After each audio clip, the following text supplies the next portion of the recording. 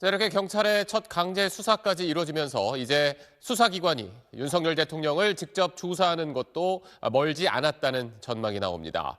헌정사상 처음으로 현직 대통령 조사가 이루어질지, 조사한다면 어디서 어떤 방식으로 하게 될지, 이 내용은 여현교 기자가 짚어봤습니다. 수사기관은 통상의 피의자들처럼 윤석열 대통령에게 출석을 통보할 수 있습니다.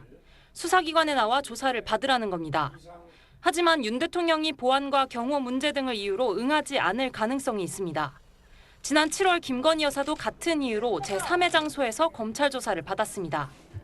윤 대통령이 소환에 불응하면 강제 조사가 시도될 걸로 보입니다. 김용현 전 국방장관처럼 영장 없이 긴급 체포하거나 법원에서 정식 체포영장을 발부받아 체포에 나서는 방법이 있습니다. 하지만 현재 윤 대통령이 한남동 관저에 칩거 중인 걸로 알려졌기 때문에 체포할 방법이 마땅치 않습니다. 무엇보다 현직 대통령 신분인 만큼 대통령 경호처 인력들과 충돌할 가능성이 매우 큽니다. 이마저 어렵다면 법원에 사전 구속영장을 청구하는 방법이 있습니다.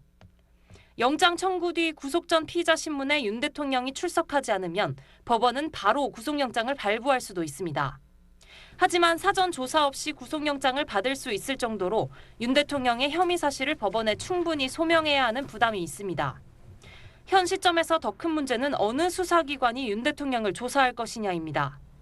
검찰과 경찰 모두 수사 속도를 끌어올리며 윤 대통령 직접 조사를 각각 겨냥하고 있고 공수처도 처장이 직접 내란 수계는 긴급 체포가 가능하다는 얘기를 공개적으로 하고 있습니다.